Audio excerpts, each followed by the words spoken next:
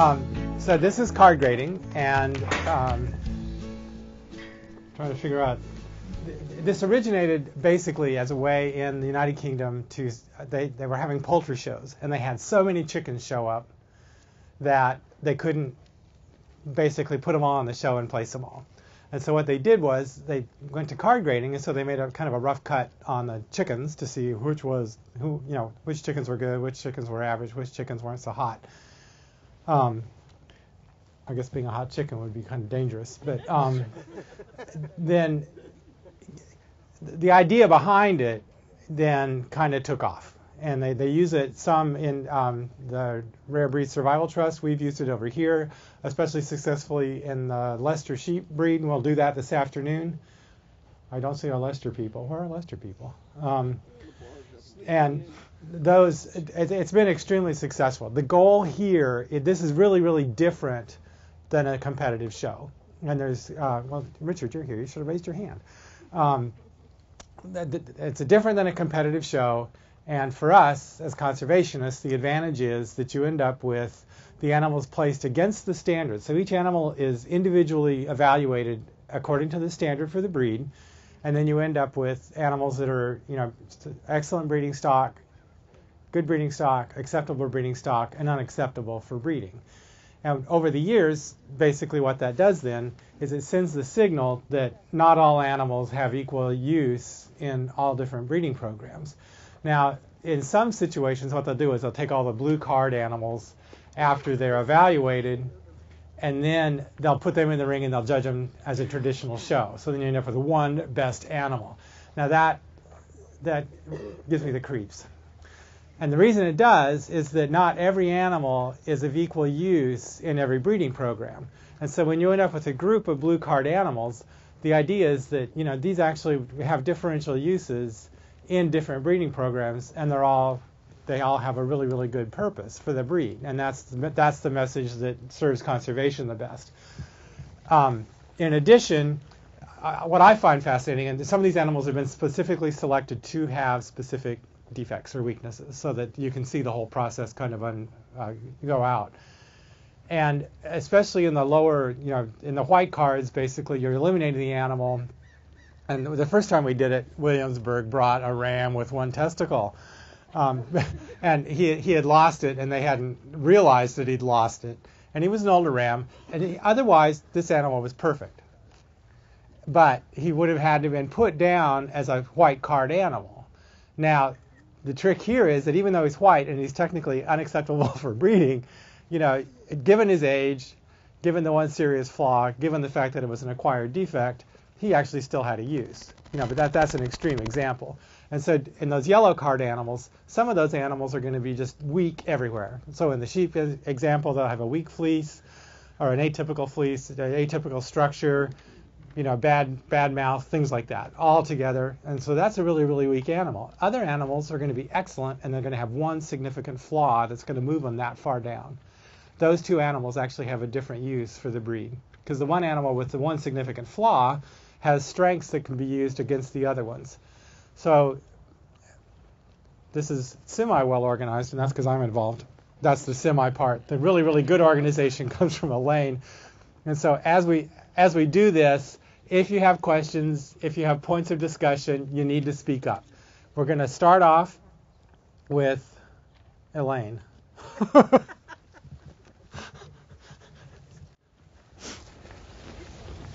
I've passed around something about why card grading is important for everybody. We've also passed around the Devon standard, which is what these guys are going to be working from.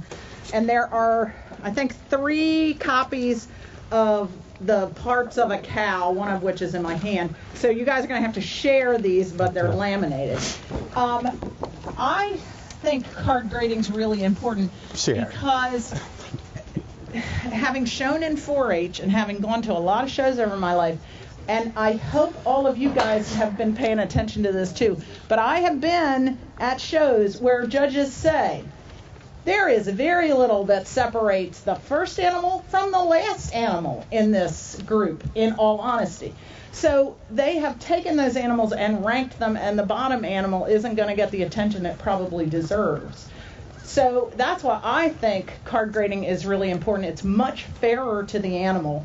And the Leicester Longwool people, we've done card grading 3 different times, and it's been really educational to our members. And as you guys all know, with these rare breeds, education is one of the biggest things we've got to accomplish. We got to educate the people who are raising these animals, and we got to educate the population who happens to be at the show watching to understand why these animals are important. So I've found this to be a very, very good way to judge these animals, and we really should use the word evaluate more than judge. Like we should say strong instead of coarse for wool. One of the things we've done every time we've evaluated sheep is we have a scribe, and our scribe today is going to be Britt Ritchie, and I think my coworkers are scribing as well. Because the person whose animal is in the ring should have a piece of paper to take home with them that says, these are the things we liked about this animal, these are the things we would change about this animal. So they have that information to take with them. And we've got this thing about card grading, which I'm going to put back in the barn because it's foam core, and if it soaks up moisture, it's going to be nasty. And we have several of the cards that the Leicester people have made. And you guys as breed associations can make up your own cards. You can change them any way you want. But they're really, it's been a wonderful thing for us. Right, Kelly, Joan, Richard, Britt, all of the Leicester people? I think we have really learned a lot from this process. And Elaine said it's fairer to the animals, and basically it's fairer to the breeds. Yeah. And that's an important distinction as well. It's sometimes when this is done in some shows, the judges would actually sequester themselves, kick everybody else out, and then there's the educational component at that point is missing. The evaluation component's there, but so today, we'll be talking and we'll be kind of, the judges will look at the animals and we'll kind of figure out what's what, and then we'll, basically take a break and run the animal around. And these are easy to run around because they run quite well. That's why they were used for oxen. And basically explain the reasoning and point out the different observations. The other thing, for those of you who stay for the whole thing, I want you to see the fact that the breed standards on these 3 breeds are very different. And if you're in the process of writing or changing a breed standard, think about that. Some of these breed standards are very long and detailed, some of them are not. And so I think that's kind of interesting. With the cattle, they're mostly going to walk around. I told our evaluators they're probably not going to get their hands on them because we generally don't get our hands on them except in the chute. The horses are going to be much more hands-on. The sheep are going to be much more hands-on. So, again, part of this is to show you the different ways this can be done. I'm good. Okay, move your little box and run that cow out here. We're going to come out. You're going to come right out here. So.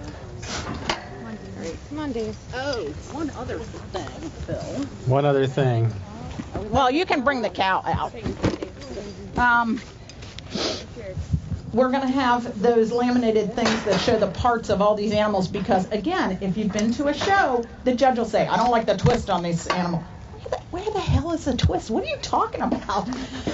This book is a fantastic book. It's been used at a lot of vet schools as a textbook. But one of the things it has in it is pictures of all the animals with all the parts described. So, if you're thinking about doing this, that is a good thing to have, that picture of the Devon cow, and we'll have one for the sheep and one for the horse. Do we have age on this cow? That's it. Go ahead. 13? Hold on. Yeah, I think she's 13. 13. I don't have the right birthday. Okay. I would have said she was older than that. I would have said she was 15, but... That would have been Mackenzie. Yeah. But she's at least 12. So this is an old cow. She's had lots of calves. Primarily just grass. Just grass. Yeah. And pumpkins. And pumpkin. Elaine, She's I always mean, used that, yeah. I don't know how this is going to work, but I'm going to have to go out there and listen. Okay. Okay. If he goes for the camera. Bride come in with you, Phil? Should Bruce come in with you? Or I talk at the end? We'll talk at the end. Okay.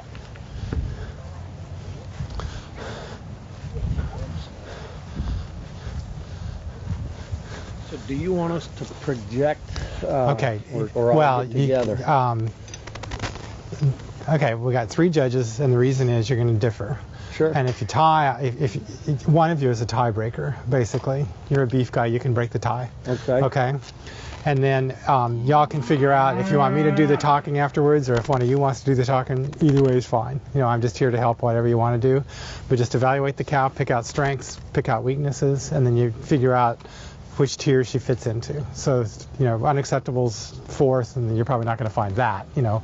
But then you got yellow, which is pretty poor, red, which is good but not great, and blue is excellent. But do you want each of us to go through what we're seeing and why we're putting it that way? Or Yeah. Yeah. Mm-hmm. Okay, that's what I wanted to know. And what about personal background so that people understand where each are coming from? Sure. Where has she done that? Or was it? No. Because I think that's helpful.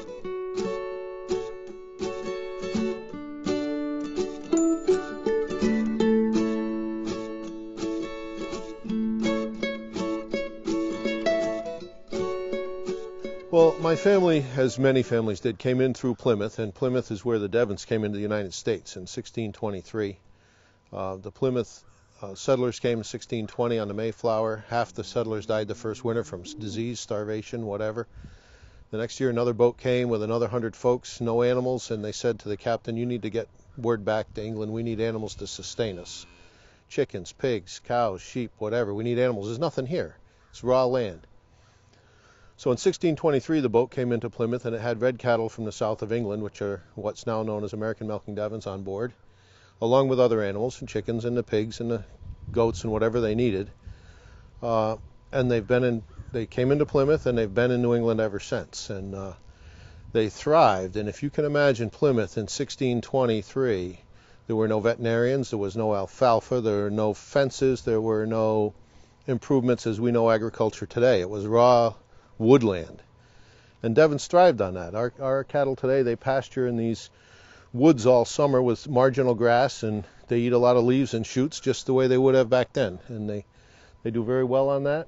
They're very happy on that, and they'll do well on good feed as well, but they'll get by very well on raw land, rough conditions.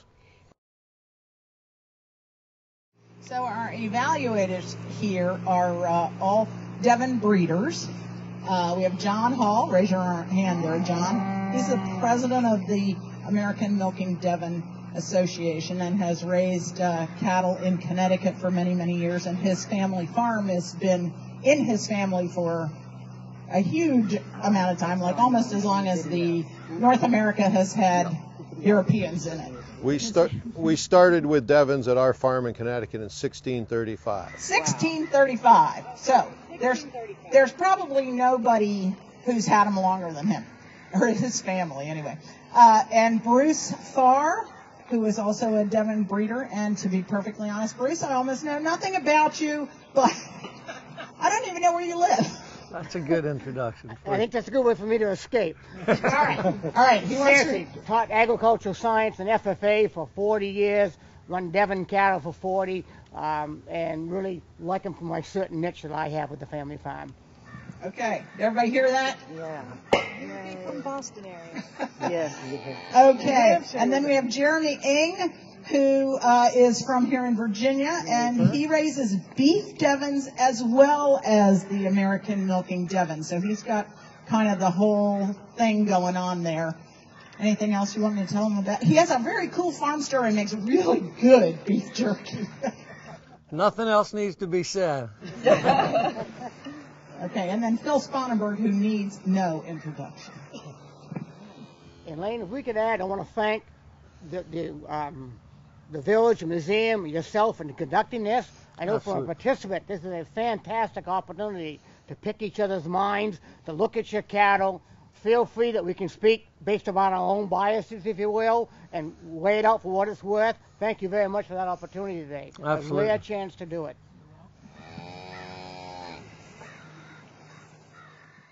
So let's start on the head, because that's where the breed standard starts. So it asks for a long, narrow head.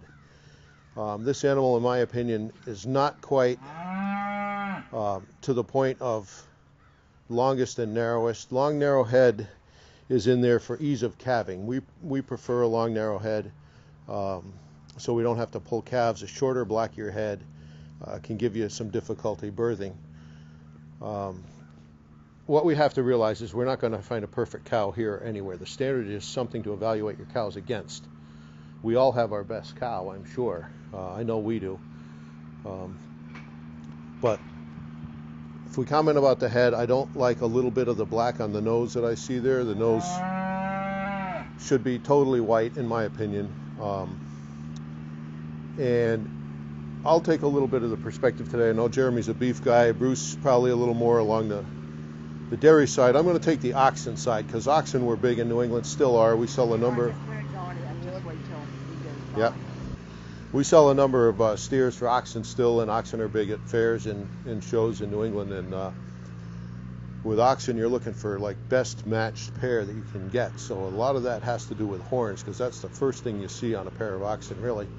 And this one has one horn lower than the other. That's not unusual. We have cows in our herd with one horn lower than the other, and you can trace that back to a family in Connecticut that had Devons for years, contemporaries of both of my grandfathers, the Carpenters. And the Carpenter cows always have a low horn on one side. It's a genetic thing.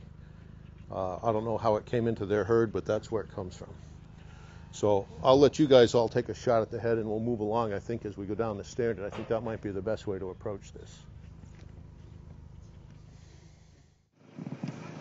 Again, you get three different people in the group, three different ways of looking at it. I normally look at the ground up Johns because I care about legs and lifespan more than anything else. So I got to rechange my thinking. I concur with the head. Again, a nice looking animal, obviously in great condition, but I would fault it if I had too masculine of a head, too short of a head. My own breed program, I went to a different strain this year, ended up with more of a blocky head and had to pull 3 calves, which working off-site full-time, I don't have time to be on the farm pulling calves. So I'm really attuned to that long, narrow head. It's the first time I've ever run into blocky heads with Devon and don't happen to like it. That's what I would criticize on it. The dusty nose, if you would, is a breed fault. Concerned about it on this particular animal, not quite what we're looking for. I do like the bright alert eyes. Clearly it's got the temperament of a Devon that knows what's going on. It's watching us like a hawk. And I like to have intelligence being reflected in it. And horns, again, some guys use weights and so forth to move the horns up and down. Not quite as concerned as you are on the horns, if you will, for a female animal. Coming out with a steer, you're more concerned about it. Thank you. I would concur with pretty much everything these guys said. I don't see, as far as card grading, I think she's very acceptable in her head. Everything I'm going to judge this animal on, I'm going to take into consideration that she's 13 years old. I think some of the dark on the nose comes from cold and things like that. I sure would have liked to seen her head as a younger cow if I was looking at her for breeding. I'd like to see the head a little bit longer, but I guess I really like a wide muzzle on an animal and big nostrils so they can process lots of oxygen. They can get lots of grass with each bite. So I think she's a feminine enough cow. I think she's got a good solid head on her. I like the eyes, the horns. Never really concerned me at all. I appreciate where John's coming from and his comments, and certainly recognize that it is a heritable trait, and I think that's a good thing to pay attention to. But head and neck on this cow, I'm really, in my presentation I said if the neck and the head was all you could see sticking around the corner of the barn, you should be able to tell whether it's a bull, a cow, a steer, or what. And we can clearly tell this is a female. And she had a calf earlier this year. I also like that there's not a lot of fat deposits, and we can talk about that more as we go back across the carcass. But as you get into that brisket area, if I see a lot of excess fat on an older animal, it really turns me off, and I don't see that in her brisket area. So I like her head a lot, actually, on this cow.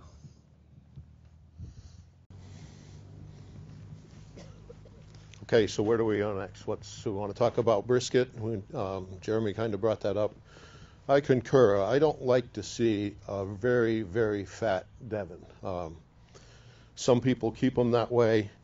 To me, it brings on a number of issues with breeding and calving and just their general health. If they're over fat, Devons were not conceived that way, if you will. Devons, as was mentioned earlier, came into Plymouth in 1623 and thrived and just exploded throughout New England because they were a great family cow and they lived on next to nothing. I mean, they didn't have veterinarians, they didn't have alfalfa, and they didn't have medications in Plymouth in 1623 for sure, you know. So these cattle thrived on what was there: brush, native grasses, whatever there was. So they weren't fat per se. I agree with the brisket. I like the front end on this cow. She's got a wide heart girth there. Pump plenty of blood around. If you're going to milk her, you want a big heart that's moving a lot of blood through the udder. You have to move a certain amount of blood through that udder to get milk. Her front legs maybe just a touch short for me, but again, I'm looking at it again from the oxen perspective today. Front shoulders nice and deep. But I would like to see the front leg just a touch higher, because if you're using oxen, they're going to walk all day, usually pulling a load, working, plowing, whatever. You want some big, longer, stronger legs, in my opinion. Definitely concur on the front end, John. You moved right to the legs and the height of the animal. Again, it's nice front end, nice and clean to that. If I have a choice, she'd be about 6 inches taller. Like, just bring her up in the air a little bit. I think the frame would stand that and increase the legs for cattle. Quite frankly, to talk about New England farm characteristics, to get her out of the mud too. And doesn't have a little more height on her in reality. On the other hand, front legs look fantastic. Back legs are still looking awful good for shape and age of the animal. Nice clean on that. Nope. Yeah, so I talked a little bit about the neck and the brisket, so I will just keep moving back on this cow. We talked about feet and legs. I'm learning a lot from these guys. I've never selected Devon for oxen the way that John has. So to me, the shorter, more efficient cow that's going to do it on grass is what I'm looking for. But I sure recognize that we want this breed to stay true to form and be able to do all the triple purpose things they were originally designed to do. Her feet are fantastic for a 13-year-old cow. I don't see that they're overgrown at all. They're nice shaped. When I watch her walk, she actually doesn't track exactly well, meaning when the front foot comes up, the back foot should occupy the spot that the front foot just left, and she steps a little bit short. That would concern me a lot more in one of these younger cattle that we're going to evaluate. She also breaks a little bit at the hip, and I'm kind of throwing feet and legs and everything into one category, and that would bother me a lot too. Again, she's a 13-year-old cow. I won't break into other body parts, but there's some other body parts we'll talk about that have broken down. That again, with 13 years behind them, she's proven that her feet and legs are going to last. If you can get 13 years out of any cow, you're doing good. Bone structure on dairy Devons is fantastic. They tend to, as a breed, have really fine bones. I like to look at that cannon bone between just below the knee and see how thick it is, but also the shape of it. And I'm looking, of course, on that front leg. The Devon breed is typically a little bit sickle-hocked, meaning they break a little bit more at that back leg, and she's not severely sickle-hocked, but she's not post-legged either. She's got a nice set of feet and legs. Again, I'd like to see her track a little bit better when she walks, but her age has proven that her feet and legs are going to hold up. I concur with Jeremy about the back legs. The back legs are a little bit longer, it seems, than the front legs, which back legs are very important if you're looking for oxen. You want plenty of power and height in those legs to pull the load. And you want them to step properly, because if you're going to work oxen, you work them all day. You can't have any abnormalities in how they walk. It's going to make them lame eventually by pulling the weight. let's move on to, well, you want to talk about other body parts. Top line, John. Top line, yeah, I was going to go there. Top line on this one to me is a little bit sway-backed. But again, like Jeremy said, she's 13, but for Devon, 13 is not all that old. I mean, we have cows routinely live to be 20, and I've occasionally had them stay till 30. And the reason for that, typically most Devons, they're not production animals today. You're not like, asking the world from them. So they have a somewhat easier life. So they shouldn't break down too early, but a little bit sway back there for me. Again, for oxen, you need to have the nice long square back. What we look for if we're going to breed them for that. I'll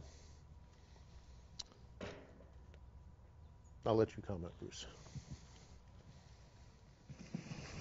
As Jeremy mentioned, I'd like to go back a set of pictures, 3-year-old, 5-year-old, 10-year-old, 15-year-old, and watch that top line. Just looking at it today, it looks weak to me for a 15-year-old animal. Again, any other breed, you'd be bragging about that top line at 15. But for Devon, ought to be cleaner, ought to be straighter in my mind, and should have been capable of that. That's the concern, much like the rump drops off more than I'd like to see. Within that age group, would have expected a little bit more. But I say it with caution, not knowing what she looked like. That may be just a result of the age, and she might have been fantastic at 10. Yeah, I would concur, and just to illustrate that, when they do sag in the middle like that, and that top line they raise up, that pelvic angle can give you calving problems, and I think that's what we're all concerned about is how she's going to hold up structurally.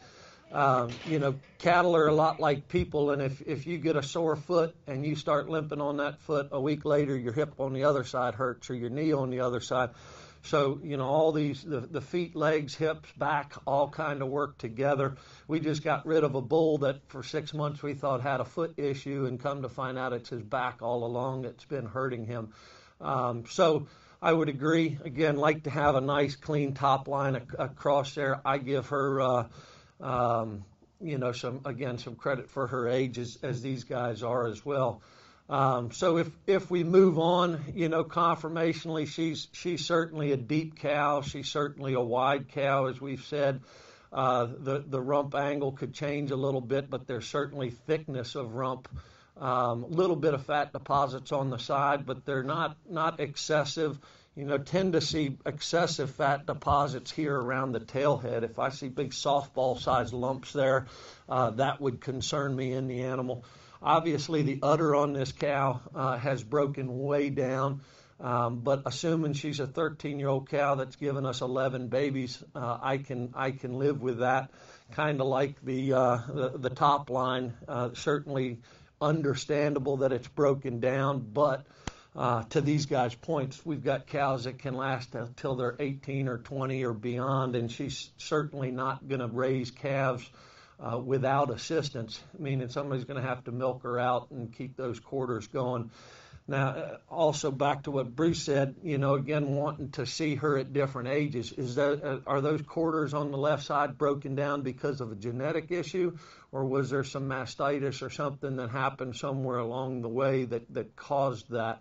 The teats are a bit pendulous. They're also not very well formed. The connective tissue is kind of broken down, and again, that could be a management thing. That could be that she was overfed, she lost a calf, she had a calf that didn't nurse on that side, or an infection, or different things could have happened.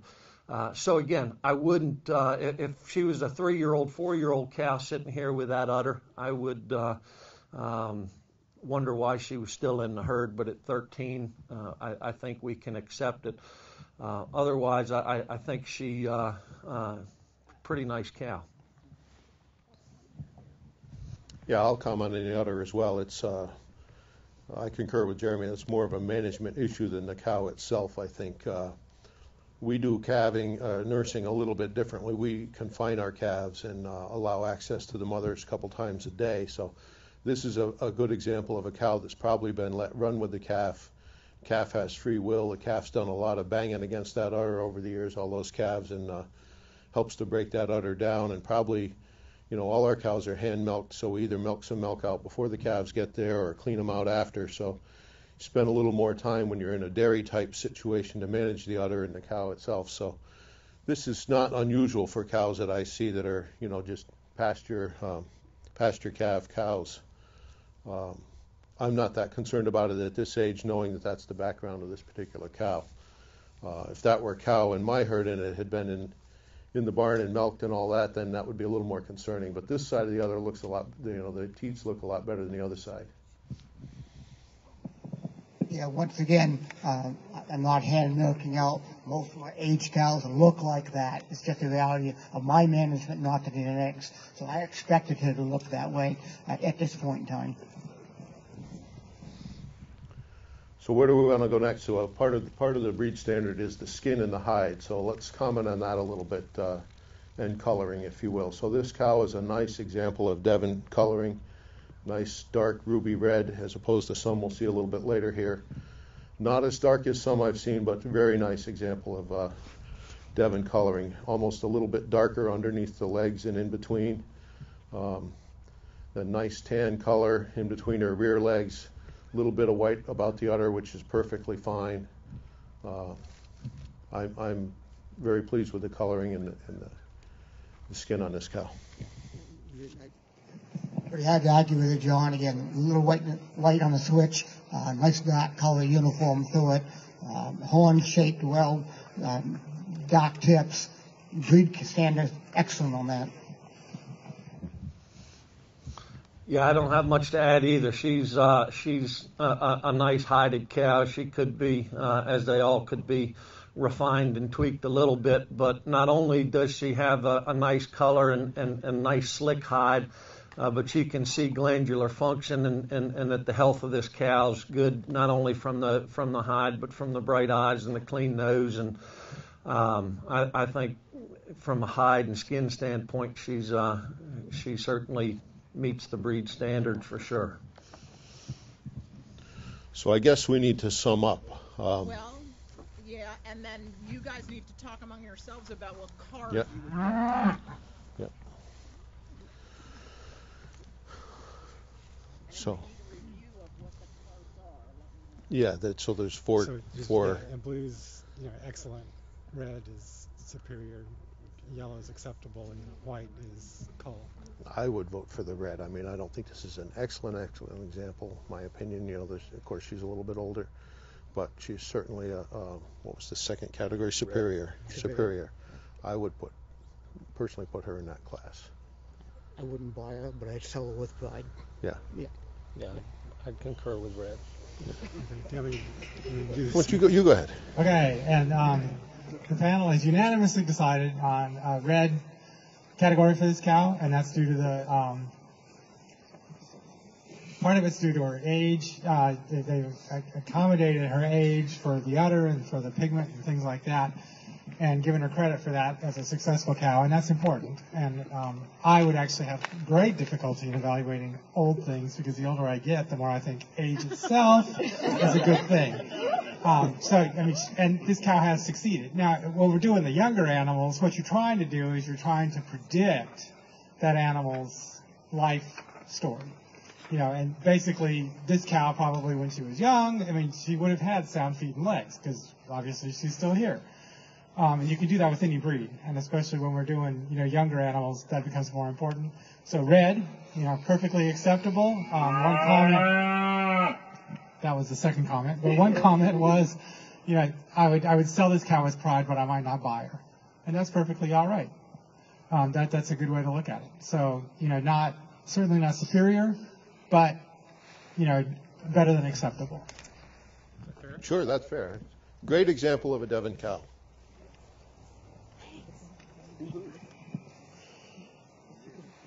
Okay, we're going to run this one in, run another one out. Any questions? Not for me, not for them, because I can't speak for them. So if part of the judging on this cow is the athletic ability, and it's a 15-year-old cow for the purpose of as an auction type animal, does that animal need to work throughout its lifetime, or is the physical condition going to deteriorate because it's bred for that, but it doesn't do it? Okay, the question is, if we're judging them for their athletic ability and we don't actually use them for athletic ability, does that change the form of the cow enough that it alters the evaluation? And it could. And again, it's more difficult to evaluate these really, really old ones. Because usually when you're trying to evaluate breeding stock when they're kind of entering the herd rather than when they're leaving the herd. And, beauty is as beauty does, so when they're 14... Watch yourself behind you. Thank you.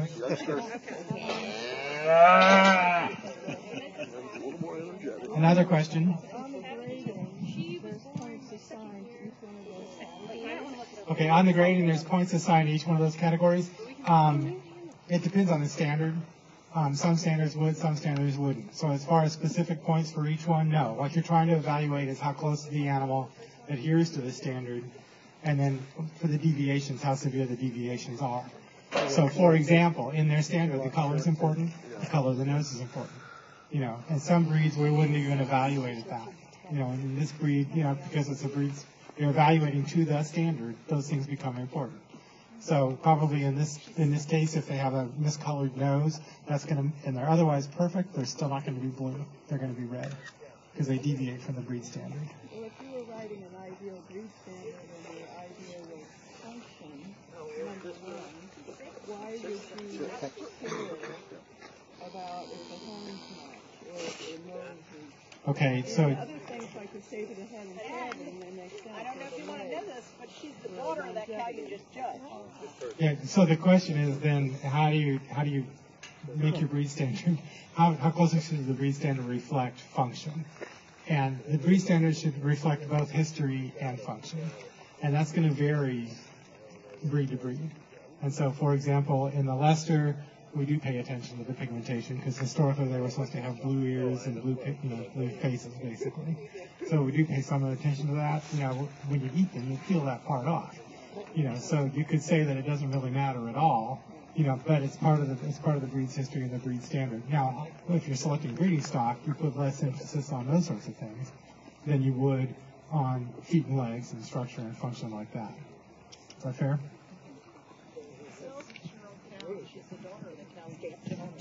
Okay, this is a 6-year-old cow and the daughter of the cow that we just evaluated. Somebody said chill down there. Yeah, they had a question down here. Okay. Who has the question? Who's got a question? Yeah, did you just kind of notice there was like a couple of extra little teats on the back side of the mother's udder? Is that not considered a fault? Okay, there were extra small teats, rudimentary teats on the back of that udder, and I do not have a copy of the breed standard, so I don't know how that's evaluated. And it would just depend on the breed standard. Some breeds, the boar goats, the more the merrier. Myotonic goats, even the smallest split, is going to actually be penalized. So that's going to... Right, here we go. So you're talking about the small teat on the back. That's not common, but it's not totally unusual. I have one cow in my herd that actually gives milk out of a small one like that.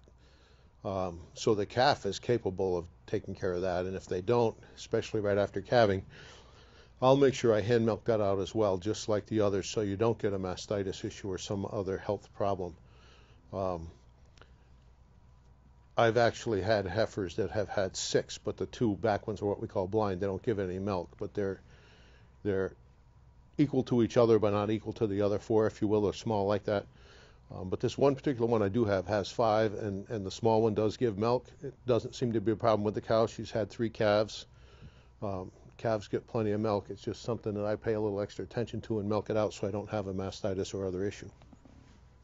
You guys want to comment or no on the issue with the small teat?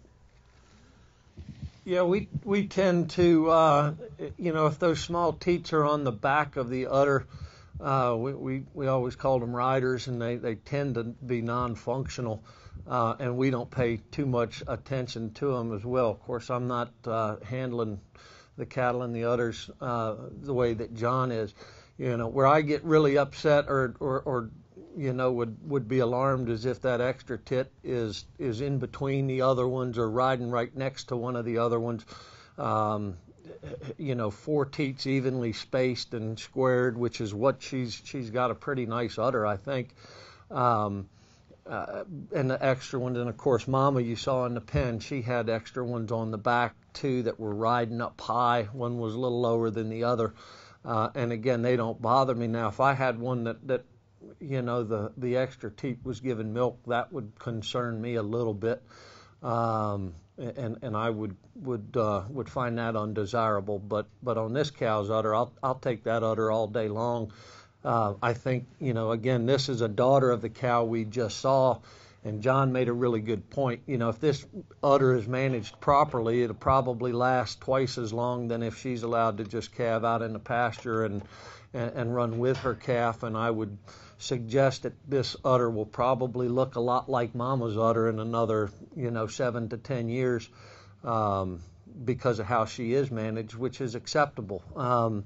That udder will hold up in the top line. I'll kind of move to the next subject. Same thing. It makes me feel a lot more confident that Mama's top line sagging the way she did is more of a circumstance of her age, and that she was probably pretty correct, as this girl is, in her top line at her age at 6. Yeah, I concur 100% with that. We were saying before with the first cow that if we saw her a younger age, we'd probably see a little more confirmation, and that's exactly what we're seeing here, a younger version of cow number 1. But still, let's go through it. We'll start with the head. Her horns are more evenly matched, probably some genetics more from her papa than the mother, and the head is the same situation, a little short and a little blocky for me, but she's, Bruce was commenting on the eyes before. This cow's alert. She knows what's going on. She could tell what's happening in her world and far beyond, actually. This cow's got her head up. This cow, to me, if I had her and she calved out in the open and we had coyotes coming around at night like we do sometimes up in New England, she'd die before a calf did, because she'd die protecting the calf. This is a nice feisty cow. You like to see that in Devons, and they're very protective of their calves. You tell that just by looking at her demeanor and her eyes and her head. Again, it's nice to turn the clock back on the other cow down, look at the daughter over here. Very pleased with this animal, more refined, but again, age given. Nice top line, also nice fully bottom, nice and trim on the bottom, well sprung at the rib. So again, fine example of a Devon at this point in time. Maybe a little wasty, a little bit of fat you talked about for being on a calf out the pasture, but again, Devons tend to put that fat on almost no matter what, so I'm not going to fault it on that. I do like the personality of some better. Extremely alert, knows what's going on, nobody's fool, if you will, breed characteristic of that, and I would expect that of a Devon, quite frankly. Yeah, I would concur, not to be repetitive, but really nice head and neck. She carries a little bit more fat in that brisket than her mama did, which is a surprise at her age. And to Bruce's comment, she, a little bit wasty, just to concur with him. But more similar to her mother than different. And certainly for a 6-year-old cow, she's an excellent specimen. Concerns me a little bit is her back legs and her locomotion. I know every time a cow comes in, the first thing I do is I want to make it walk around, and I want to see if it's tracking, like we talked about with the first cow that wasn't tracking quite properly. This girl tracks a little bit better, but her feet are splayed out a little bit in the back. Me and Bruce were looking at her when she came in, talking about whether it was a hip issue or a foot issue. And again, to what I said about the bull, sometimes it's hard to tell because all that stuff ties together, and one joint can be hurting, and it can cause referred pain and different locomotion on the whole part of the body. So I'd like to see those back feet point forward. And when you're judging feet and legs, all 4 feet should point forward. But when a cow's sitting there grazing like she is, you can't really judge her feet. You've got to make them move around a little bit and reposition themselves. and travel. I also like to see that those shoulders don't rotate up above the backbone, and both these cows, their shoulders are set low and set nice. Obviously, when the back starts to sway a little bit, it's going to present itself a little bit differently. But as she goes, I see nice locomotion in the front, but just a little bit of off in her travel in the back end. And she's a little bit more sickle hocked than Mama. But again, I wouldn't call that a problem. I'd just like to see those feet point a little bit more forward. And she's actually traveling a little bit better now than she was when she first came in. So if we're looking to have this cow in a herd and breed her to a bull for a male offspring for oxen, I agree with that. You're going to want a bull with some stronger back legs to try to compensate a little bit for that. But all in all, this is a fine example of a 6-year-old cow. The color a little bit lighter, maybe a shade lighter than Mama, but still a very desirable color. Udders well formed. I don't know how much more we want to go in on this one. I mean, it's pretty much a younger example of the other one. You guys want to make more comments or? No. No? So I think we're set. So you have to put her in the category. Yeah. So. Except those back legs, I go exceptional. Yeah. I just don't have a comfort zone on ice and snow. But that may be just what we're looking at today. Well, no, that's fine. I mean, that's what you're doing. So where would you put her? Red, yellow, or? Looking at John. I don't know. I liked it. I mean, look at how alert that cow is. You know. I know. That's very impressive. Everything else about that cow. Yeah. And that wouldn't go home. I'd take that home today. I suppose we're. But see, this is the real good educational part. Yeah. No, seriously, because I mean, everybody loves this cow except for one thing. Yeah. You know, that's good. That's. Yeah. So I'd say, with some reservation, I'd give her a blue with that one footnote. You can't say she's there's not a perfect cow. No. There's never going to be. I mean, you could take my best cow and put it in here and we could pick it apart, you know. No, exactly. But I would say, out of the ones we're going to see today, this is probably our blue card cow. Okay, and you don't have to put anybody in. No, I know, but this is a pretty good example of a cow. Pretty fine example. Yeah, yeah, I agree with that. I would concur with the blue card. Yeah. Okay. The jury is in. She's a blue card cow. With the reservation that we'd still like, they would still like her, and I would actually like her rear legs to be improved. The perfect cow doesn't exist, so here's one where basically the uniformity and the strength of the cow weigh against, one flaw. Yeah, I'll just sum up a little bit. I mean, look at that cow looking at us. I mean, she's a bright, alert cow. This is what you want to see in a Devon. You don't want to see something that's half asleep. With the few footnotes we made with the rear, this would be a cow that would fit in well with my herd. Bruce said he'd take her home. This is probably our, closest example we're going to see. So we're giving her a blue card with that one little reservation.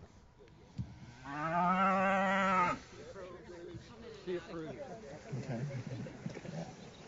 Any questions for the judges? Questions for me? Anything? I got a question. Okay.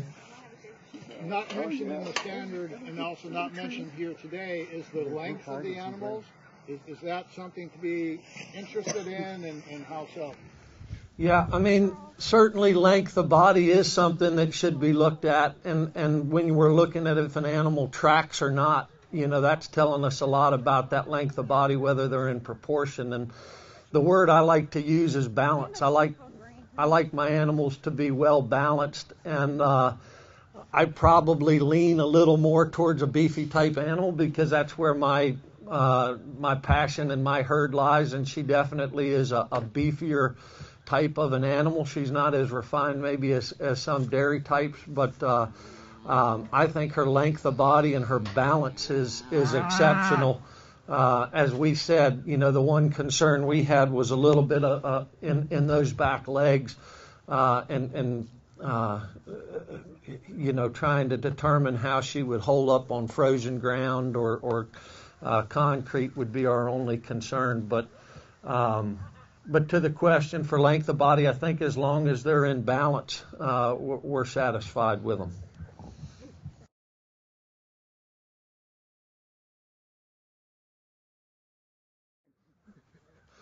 What are we looking at here? This is This is a 2-year-old. a 2-year-old. And a short cow, and this one's out of the tall cow. Yeah, well, this is definitely out of the tall cow. So we're looking at a 2-year-old, and I would tend to jump right in and beat this cow up one side and down the other, but I won't do that. We'll start at the head and the neck and work our way back. I don't like her head because it's not very typical Devon.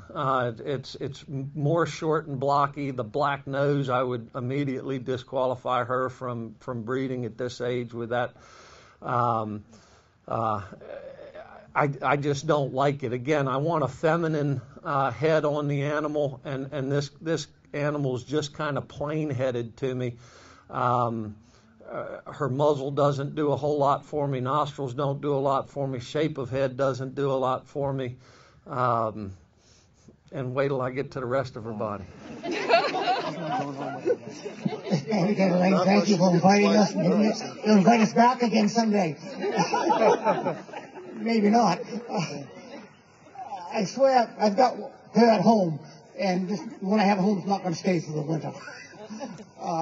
This is not a Devon. And I'm not subtle, I meant Yankee, but you're right, Jeremy, the black nose got my attention the first time I saw it on the trailer, and it's only a few points from the scorecard, but in my mind, giant points. So that was an unfortunate genetic habit to that. The head is almost to bring the other cow back in and put them side by side for a couple minutes and just see the night and day difference between the heads, the alertness, and who's paying attention. This one, you could care less if we're here or not, quite frankly. Nice and docile animal, but it doesn't have that brightness that I want to expect out of a Devon. Jeremy, I'm going to go back further back in the body, too, where I got it, because I think we're going to repeat our comments. I got the feeling. That animal, at a 2-year-old, it doesn't have the depth that I would like to see on the bottom line coming back. Yes, it's straight across the top, and it's got some nice legs on it, which I will compliment him for that. But it's not a full-bodied animal that I'd want to see. I want to see more of a lump on that thing. And color's not a major issue, but a little bit of darker would make me pleased. Most important, though, is it's not filled out like I want, and it doesn't share that Devon breed character. Yeah, just flavor, if you will. Okay. There's one thing I like on this animal, only one thing, is the length of the rear leg. Other than that, I would get some fat on this thing and it would be in our freezer for sale as fast as you could blink an eye. Just a little historical comment. A black nose, any of my family that's had Devons forever would just get rid of this cow immediately, one way or the other, with a black nose. They'd say there's some other breeding in there. I've seen the pedigree on this, kind of have some thoughts on that.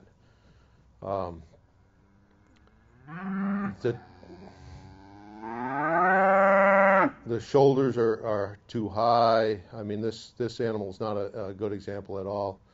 The rump of the tail up high, that I can live with because I know also some breeding nuts of a bull that's very popular in the Devons named Napoleon, so the tail head's always up a little high. That's acceptable.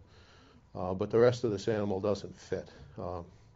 If my grandfather, Myron Green, had this cow, he'd just roll over in his grave. I mean, he had 100 Devons back in the 60s and 70s and 80s when nobody had any. When there were 200 in the breed, he had 100. And my father had 30, and he wouldn't even want a black dot on the nose. So if that tells you anything, this black nose, I just can't get by it.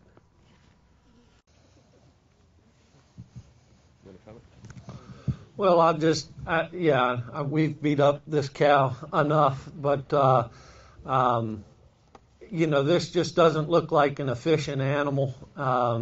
She's long, she's leggy, which would be good for oxen, but to try to make it out here, she's getting the same groceries as everybody else, and she's got no development. The other thing I think you have to point out is I'm looking at her, and she's 2 years old, and she doesn't appear to be bred to me. Now, she may be short-bred, but she's certainly not very far along in calf, which is probably a good thing because she doesn't have enough body condition to make good milk and feed that calf when she did have one. So hopefully they're doing what John suggested and just going to let her fatten out. But again, we want an animal that's going to finish quickly for beef, and she looks like she's at least a year away from being finished for beef as well. The tail head does bother me the way it comes up.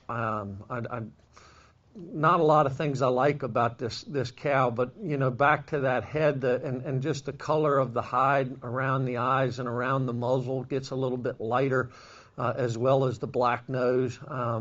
I would concur with John. I think if some DNA tests were done and you went back far enough, you'd find somebody snuck in the hen house and did something they weren't supposed to do. But so I will pass the mic and we'll get together on a card. Just one more comment on color. This one is lighter.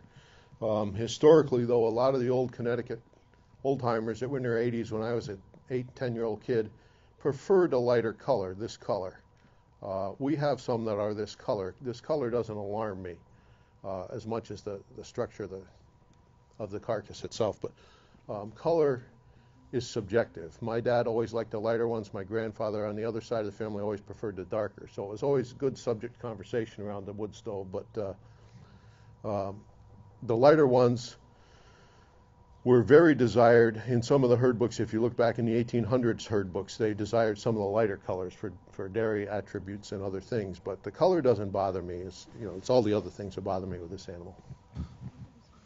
Yeah, just to clarify, and I would agree with John, I have some cattle in my herd that are lighter colored than she is, and I read somewhere in old Devon lore that the lighter colored ones tended to milk better, and the deeper, darker red ones tended to have more meat and flesh on them. I don't know if there's any science to back that up, but my issue is not the lighter color, it's the change in color. It's how she's deep red up on her forehead, and then the pigment around her eyes and around her muzzle are a lighter color. So I don't mind it if she's going to be 10 more towards brown or 10 more towards deep red, but I don't like I like it to be a solid color across the animal, much more uniform, I guess, is what I'm looking for in her coloration. Around her eyes and muzzle just bother me, and again, it's to me indicative of some other kind of genetics in the gene pool there.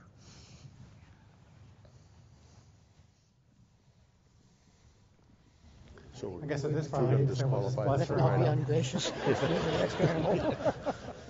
That's what we say down here. We're unanimous here, so let's just move along. This one. Is she a white or a yellow? What's the bottom? White? White. Out. Okay, she's a white. Bless her heart. In Williamsburg, they say that signs them up for kitchen duty.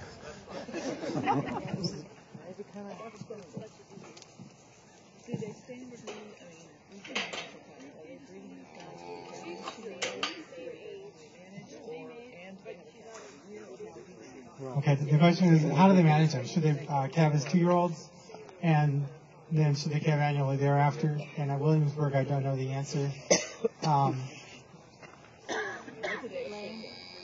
Well, yeah, just a minute. We'll have to ask John. John, the question is, when do you expect the heifers to calve first, and then do you expect to calve annually thereafter? When they calf first, that's an interesting question. I like to breed the cows when they're about 2.5 years old. Devons are slow growing. The one that we just critiqued is a little slower growing than normal, but I like a cow with some size on it before it calves. Now we've seen, my wife's the registrar, I'm the president of the breed. We've seen them have calves at 2.5 years old. That's really when I'm thinking about starting to breed them. A lot of that depends on, some are a little bit faster growing. A lot of that depends on evaluating your animal and getting the right size to it before you access the bull. How often after? My grandfather said if you didn't have a calf every year, you were wasting your money or losing money on an animal. And this is from a man who was about as thrifty a Yankee as you'll ever find.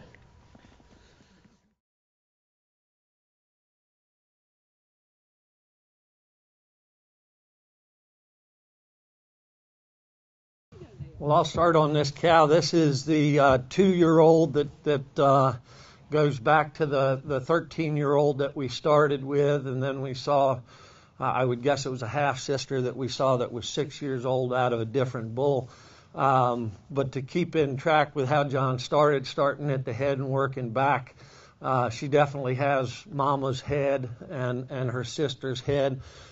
She's a little bit narrower and a little bit longer in her head, a little more typical of the dairy breed. And she's got a nice clean nose with a proper color. I'd like to see her, a little bit more alert, a little bit brighter-eyed, but I like her head. She's feminine. She's got that narrow, long head that we're looking for. I'd like to see maybe a little bit larger nostrils and a little bit more muzzle for grazing, but to keep in tune with the breed characteristics, I think she maybe is the best-headed one we've had in here, and that's still not perfect, but I like her head. Well, keep in mind, again, we're never going to see the perfect cow, so I do concur with Jeremy. This one's got the best head we've seen today. I like the way this animal steps out and walks, to Jeremy's comments earlier on the other cattle. This cow puts her rear foot almost right in the same print as the front foot when she moves along. This cow, to me, would be a pretty good one to breed for looking for, again, I'll comment from the ox perspective, males for offspring. She's got nice rear legs. Her front legs are a little bit longer than Mama's. She's a little bit higher up, but we're on the head. So her horns are spread a little wider, and I think you'll see them open up and come out. If you're looking for oxen, again, you want oxen with some nice looking horns on them that are evenly matched. We've had mature oxen with a 6-foot horn span on them, so this one probably could throw some calves with the right bull that might give you that characteristic. Bruce, you want to comment? Thank you, John. This is the one that snapped my head around when I saw the grouping in the pasture. Just before you close your eye to that animal, the wonderful head, horns come up, muzzle wide, Jeremy mentioned, alert what's going on. Frankly, I would have a little narrower head if I had no choice on breed standard, but that gets within the wide variation of the American milking Devon from one line to the other. John, you're right. The legs a little taller, I talked about earlier. I like that one up in the air a little bit. Full body. I would have guessed that might have been a 3 or even a 4-year-old, quite frankly. And I think you said 2, right? So when you told me it was a 2-year-old, that really made me even more impressed with that. With John, I tend to breed 3.5 because I raise him on hard scrabble pasture and recognize the slow growth and don't want to rush him into calving. I want him around for 15, 20 years. And for this animal to come online at 2-year-old, I wouldn't be too scared about breeding that animal right now in that condition. So almost a flashy looking animal in my mind. Yeah, so I'll evaluate her and then answer a couple questions that were asked. Feet and legs on this girl are much better, and I know we're not supposed to compare her to other cattle, but certainly when they're the same age, it's hard not to. And I think you can see the more uniform color in this animal. I think you can see certainly more volume of body, more spring of rib, more depth of body in this girl all the way across. Again, whether we were going to eat her or breed her, she's just much more physically mature than the animal we saw before her. Somebody had asked how we assess glandular function, and if you look at this animal, of course, the first thing I want to see is a good slick coat. If anybody's ever seen a calf that was abandoned or was a twin that wasn't getting enough, they've got that dull, wiry coat and long hair and usually have a more lethargic attitude. Of course, you're not going to see that in an older animal like this, but what we do see is that she shed off properly. She's got a nice slick hair coat, and then if you look in front of her front shoulder there, where the hair on her neck is is growing up, you can see that the hair on most of her is laying flat, but that hair on the neck is growing up, and you can see it, and that's that adrenal swirl, and shows us that glandular function is happening properly. So I like to see the slick hair coat most of all, but in an animal that's old enough that she could come into heat, I like to see that adrenal swirl is there and visible when I'm looking at them. The next question was, when do we breed to calve? I breed everything at a year to calve at 2. I shouldn't say everything. I breed the majority of my animals at a year to calve at 2. I breed my dairy Devons at 18 months. It does take them a little bit longer, but I think that management is a much bigger factor in when you breed your animals than the genetics. I sell animals to people all over the country, and some of them breed them right on track when we do, and others wait and breed them at 2 to calve at 3. So I think, what's the nutrition you're going to put in this animal before they're bred? What's the nutrition you're going to put in this animal after they're bred, after they calve? A lot of times we have to pull our first calf heifers and their babies and put them in a separate paddock from the rest of the herd with a little bit more nutrition to them, a little bit more groceries to make sure that they breed back. Just from an economic standpoint, you take a virgin heifer to the local market versus one that's had a calf before, and what you're going to get is less than half. The value greatly decreases after they've had a calf. So getting your animals safe in calf after the first breeding is a difficult thing. My herd, again, being mostly a beef herd, the cows aren't milking as heavy as the dairy Devons that are in there with them will, so they tend to fall apart a little bit more. I shouldn't even use the term fall apart. They tend to give more of themselves to the calf at the mother's expense. And for me, with a first calf, I don't really care how good the first calf is. My real concern is, does mama hold form? Does mama breed back? Does mama have an easy experience? If the calf's too big and you have to pull it out, you may do damage to that animal on the inside, on her hips. You can hurt a stifle joint. You can do all these different things that are going to affect longevity. So again, I want to have a nice small calf the first time. I certainly want the animal to be big enough. I would tell you, I need them to be 750 pounds before I breed them. If I can breed them at 750 pounds, I feel like I can get them to 900 or 1,000 pounds. And there's more variation the older they get, because mature weight is going to be different. But I like to get them to 750 pounds as a rough gauge of when I'm going to breed them, feeling like I can get them over 900 to 1,000 pounds by the time they have that calf. Someone asked a question about twins. How often are twins in the milking Devons? Because I guess this one, you said, is carrying twins? Yes. Okay. On our farm, I've had one set of twins born way back 40 years ago. A little over 40 years ago, twin bulls. This week, Bonnie, you received a paper with someone that had twins born heifers? One of each. Those are really the only two, and this may be the third instance that I really know of. You've had a pair? That's right, you told me last night.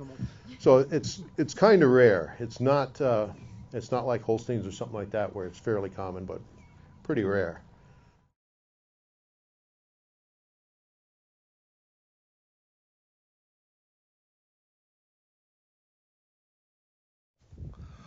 Sure. Well, a free mart, so when we have twins and one's a male and one's a female, typically the female calf is born without reproductive gland, without ovaries, so she will never breed. Now, that is not 100% die hard.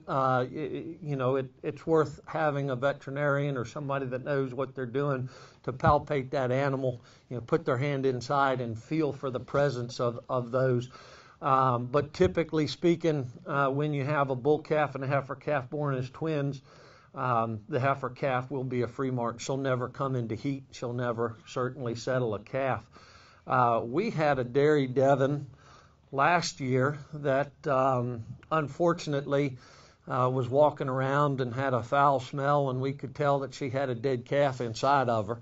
And so I pulled the calf out, and after I got the calf out, I reached inside, and there was another calf inside. So I pulled the second calf out and put her in the barn and said, man, I'm glad my cow's okay. Too bad I lost 2 calves. Well, I came back the next day, and there was a head sticking out. There was a third calf. So we had a set of triplets. Unfortunately, we didn't survive. None of them survived. The amazing thing, I got to say, and she was about a 1,250-pound calf, but the calves averaged 75 pounds each, so that animal had 210 pounds of live calves inside of her before she calved. I don't think it's something to worry about. It certainly is an anomaly. We, in our beef Devons, I would tell you that it's about 2%. So I'm calving 200 a year. I will get twins pretty much every year, but it certainly, I would concur with these guys. It's not a common thing. It's pretty rare.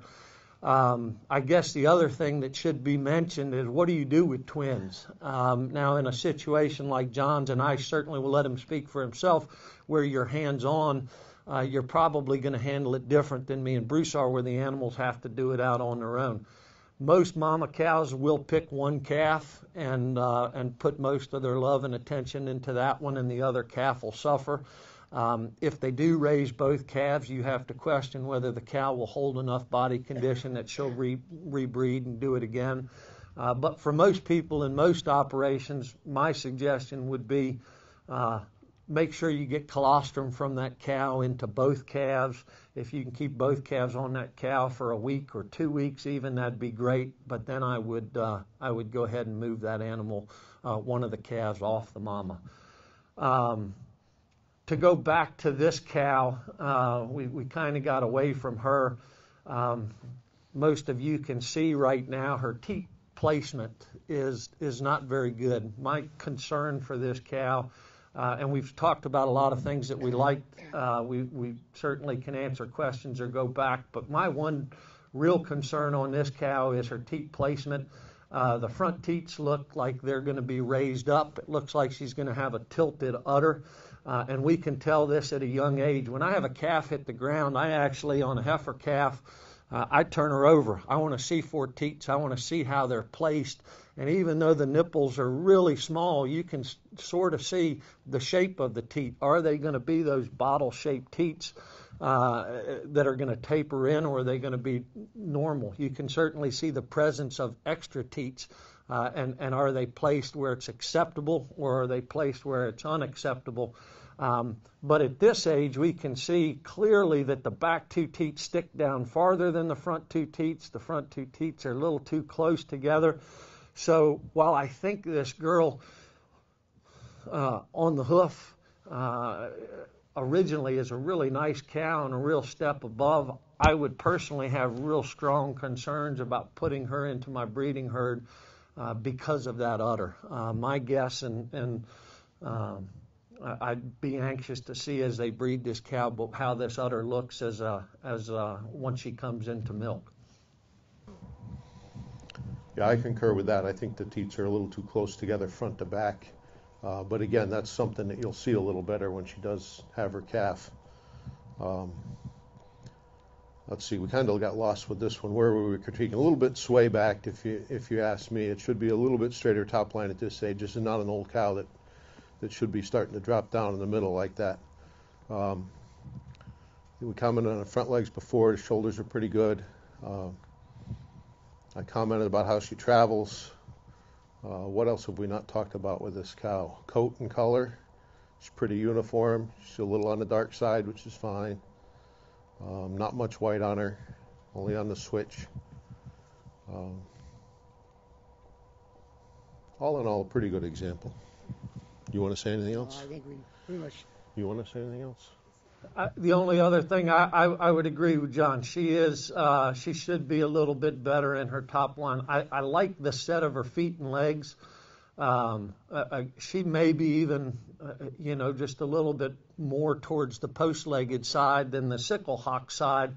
And I think it for those that want to learn, I think it was this cow here, that is closer. And I don't want to label her as sickle hocked and her as post-legged, because they're not. They're both acceptable animals, but she certainly tends more towards sickle hock, meaning those back legs are hunched up under, and when she puts her weight on it, that foot's farther forward, and it'll again, in extreme cases, that'll wear down your hips. In extreme cases of post-legged animals, you're going to have more problems with their feet and their back than you will with their hips. But again, it's a complex thing, and if you go too far either way, you're going to have problems that could express themselves in a number of different ways, and when the animal travels. And certainly that back angle, the way those hips come up, certainly are going to add to potential problems. But I don't see feet and legs as a big problem. Again, my big issue when we go over here to card graders is going to be that udder and concerns there. At least for me, that's going to be my strong area of concern. And again, watching this animal move, I discounted that roughness in that top line because she moves so smoothly of all the animals walking through here. And yes, there's a concern standing here looking at it right now with that top line I wouldn't expect. But again, I like the way the legs move on that animal, and I'm just not going to worry about the top line as much. As John said, we're not going to find a perfect animal any given day. The udder is a concern, absolutely, but I sure would breed her, and I'd see what happened once that udder fills out to confirm before I go jumping to a quick conclusion. At this point, more udder would be nicer, but I want to see if it fills. I think we're set. Give her a color. Yeah. So what do you guys think? Red? Was it second down? Second down. We listened very carefully to your comments. I wouldn't have done that until I heard that. Okay. Yeah. And see, I'd have her at yellow. Yellow. I'd put her one down. But Do that's you? me for the other. I would agree with you. Otherwise, I would. I got a hard time going yellow on that animal. Yeah. One man's opinion. Yeah. Yeah. So two exactly. reds and a yellow. We can go that way. Yeah. Good. Okay, dark orange. And that's why there's three judges. So 2 reds and a yellow. And I think you can guess who the yellow is. And that's the important part. I mean, it's you have 3 because you have 3 different experiences. You have 3 different ways of looking, and that helps you get to a conclusion. So red means that yes, there's some concern, and the concern is the udder, and the concern is probably that top line, offset by strengths. So the legs, the way she moves, color, just the way she's put together. So that's the beauty of it. And I think we've done all 4. If there's any questions or discussion, we need to have that. But you can see as we go through this, we have 1 really old animal, 2 heifers, and then 1 6-year-old. And they were selected so that there would be some things to pick apart. So, and that's what you want. And especially, with the Lesters, when they have exhibitions, we can rely on somebody to bring a couple that we can really tear apart. I'm trying to do it politely enough where nobody goes away crying. But that's where you make the most progress, is when you have things that you can actually learn from, the defects that are out there and the severity of them and how they're going to play out in the animal's life. And you saw that here, that you're trying to predict what that udder is going to do. And with experience, a lot of people can predict that. You're trying to predict what the legs are going to do, and that's going to affect the longevity of the cow. I would tell you, of course, I was lucky enough, like John, to be born onto a farm that had Devon cattle and be raised around Devon cattle my whole life. And from the time I was a little boy, my father would tell me when we'd go to a man's farm or a show, place them, 1, 2, 3, evaluate them. And whether you're doing it card grading or more traditional judging, I would encourage everybody here, judge your own cattle and write down what you think. If you've got 10 calves on the ground, rank them 1 through 10, make notes what you like, have your spouse, your children, your neighbor do the same thing, and then go back and look at them as yearlings, 2-year-olds, 3-year-olds, 4-year-olds, and find out. We have our big Lakota bull test. When the bulls all come in, me, my father, my daughter, my other employee, the other test committee members, we all rank them, how we think they're going to do. Not necessarily 1 through 10, but which ones are the premier animals, which are the blue card animals, which are the red card animals, which are the the white and yellow. Of course, if we get into those lower categories, I hope they're not still on our farm in a couple of years to be reevaluated. But who really hit the nail on the head and who missed and who picked something up at a young age and who didn't. And I've done that with my kids as well. I'll never give them my opinion. I always make them give me their opinion first, and then we discuss it. And I think whether you've been in this for your whole life or whether you're just getting into it, starting to grade and evaluate animals is a good practice. If you go to a show, don't sit in the stands and wait and hear what the judge tells you. Go in the back first and judge them yourself. See what, and you can do the same thing at a sale. You go into the sale barn. Which ones are going to bring the most money? Which ones are going to be the most valued by the people that are here? Which may not be the same as what you're going to value in your herd. But again, starting to look at it through different sets of eyes and from different opinions. I learn a lot working with other breeders that have experience and are looking for other things as well. But I would encourage everybody here, if you take anything away from it, start grading your own cattle. Start grading cattle that you see, sheep, chickens, whatever the breed of livestock that you prefer is. But take advantage of the opportunities that you have to see other cattle and start evaluating them, as a judge or as a evaluator, if you will. Well, I want to sum up and thank Williamsburg for hosting this. This is a great educational event as far as from the Devon perspective. I want to not discourage anybody. I want you to keep in mind that you shouldn't go home and sell your animals just because you saw something better here or heard something that we said, We want to see these heritage breeds preserved, and nobody wants to see that more than me personally.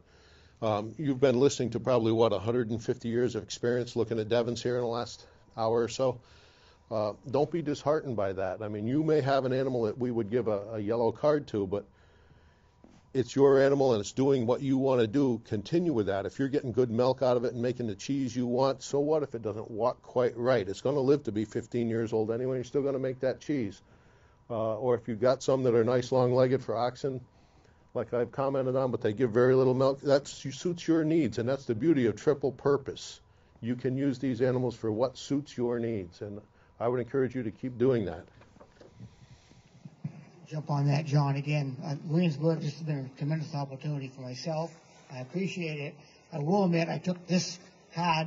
I went out to my cattle a week or two ago, and I went down through it, and then I put it back in my pocket afterwards. and the reason what John just talked about, within the breed, there's a wide variation.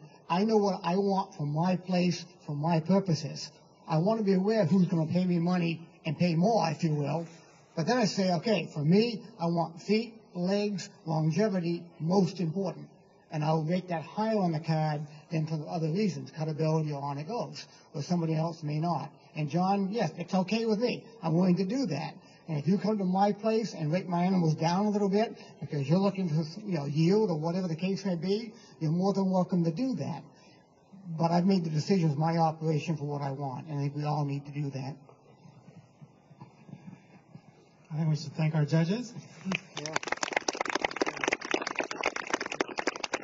And I think another summary might be, when you're evaluating animals, be critical.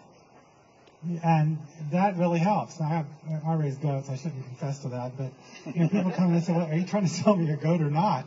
Because the first thing I do is I just explain everything that's wrong with the animal, and then they take it home and it works. So, you see us being critical here, but that's part of what we're trying to do. Is every animal has flaws, and you need to kind of put those into context. So once again, thank you to the judges, and I always learned something. I'm pretty sure everybody else did, but this has been quite useful.